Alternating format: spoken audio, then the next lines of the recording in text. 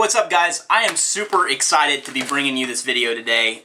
We have finally found a Restraint product that we've tested and that we found no reason not to endorse. And this product is just one of the best we've seen. These are disposable restraints, and if you are familiar with what we've been doing on ITS, it has been blowing a hole in the myth that zip ties are fit for law enforcement use.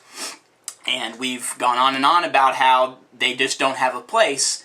And I'm going to renege on my statement there, because these right here are Mil-Spec Plastics tactical zip ties. Now, they make an awesome product called the Cobra Cuffs as well, but I damn near broke my wrist trying to get out of both of these products. And a buddy of mine was over here, we were testing them, and you know, I'm going to try to keep this short so we can splice in some of the video of the test. But let me just say, these went well beyond our expectations for what zip ties are capable of.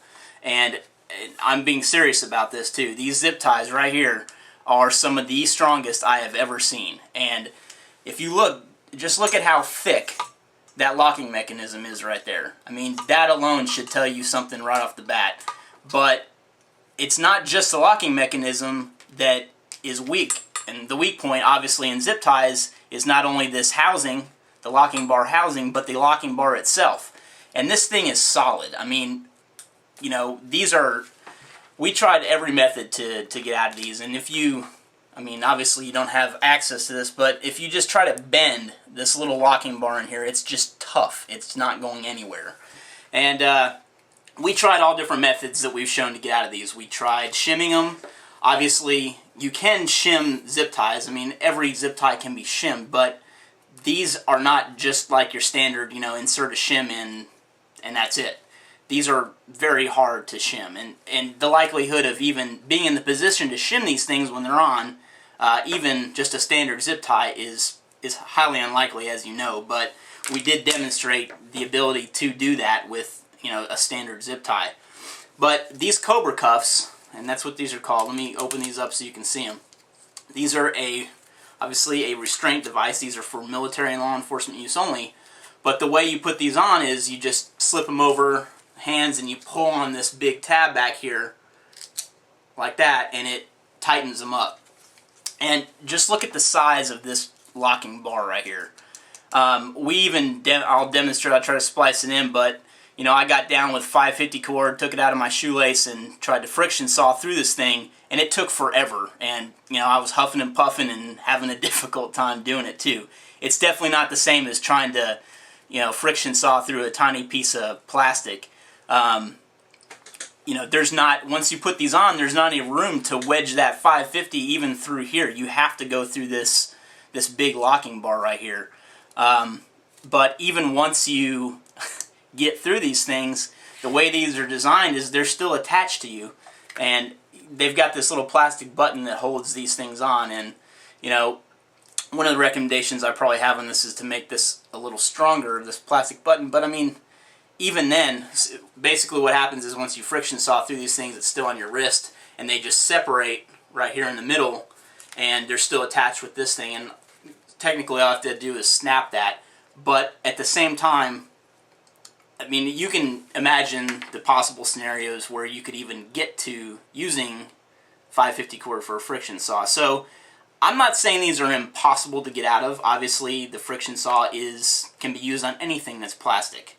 But I'm saying this is a damn good product, and I will happily go on record, and everyone at ITS will go on record as endorsing this product because it's good. We tried, you know, the standard overhead thrust down method, you know, the brute force attack on these things, and like I said, I damn near broke my wrist, and so did my buddy too.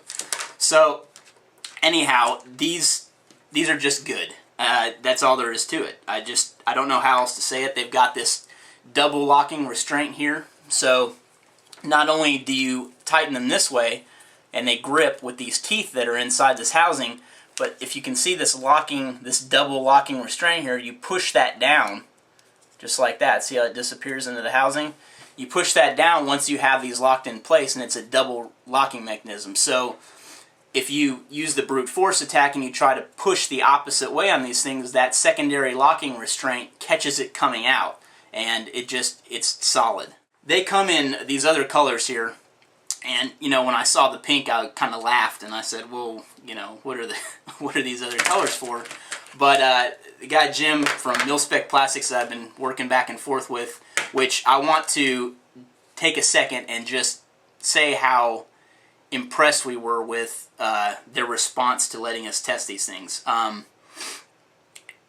They want a good product. If there's something wrong with the product, they want to know about it. If there's a discrepancy, if there's a weak point, they want to know about it in a product. And that's what every manufacturer should be looking for, is feedback like that.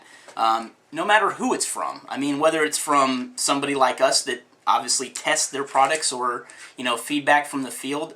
You know, any company shouldn't be afraid to get feedback on their product and make it better if there's a weak point. So I want to just commend them for, you know, taking the time to send us these things and let us test them out. They were referred to us through a friend in the industry, and these, like I said, these are just some of the best things we've ever tested. And we've tested a lot of these things. We've tested a lot of military and law enforcement grade zip ties, and restraints, you know, whatever they refer to them as, and these are good. Let me just say that. But anyhow, the color coding on these things is just a good way to notate different suspects that might get picked up in law enforcement. So let's say you had somebody come in that had a communicable disease that obviously in this PC society you can't just go around saying, this guy's got AIDS, we need to keep him separated from everybody. You know what?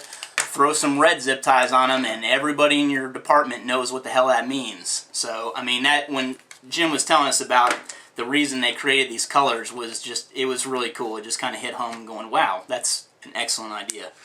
But one thing I also want to mention, while these are military and law enforcement only, they have been trying to market these to, obviously, airlines for restraining unruly passengers, things like that. EMS for, let's say you have an unconscious patient, maybe a criminal, maybe someone that broke the law that is restrained and wants to get away or something, or even somebody that's got medication pumping into them, and you know that if they wake up they're going to rip off all the lines and stuff. So there's just a lot of uses for these things, and that kind of sidetracks a little bit and kind of goes more into the use of just everyday standard ties as well, and why you want to use them. But why not use a product that's definitely not going to come off? That's kind of my opinion there. But, you know, in law enforcement, the reason for, you know, using disposable restraints is that officers have to clean their cuffs after every time, just, I guess, depending on department protocol. But from what I've heard, that's pretty standard across the board, is that, you know, if you've dealt with a suspect, obviously you have to clean your cuffs beforehand. And, you know, the arresting officer might not be the same as, you know, the processing officer. So disposable restraints are also great because you may not get your cuffs back. But obviously I'm getting long-winded. I'm talking a lot more than I wanted to.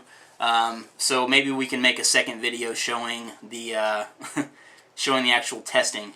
But these, because there's just a lot of information here, these are the training zip ties. So obviously you see that these don't have the secondary locking restraint, because you can be using these to practice with.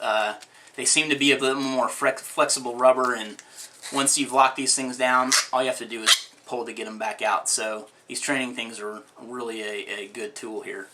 So I'm going to shut up now and try to not exceed the 10-minute YouTube video. Thanks for watching. Pay attention to our testing video.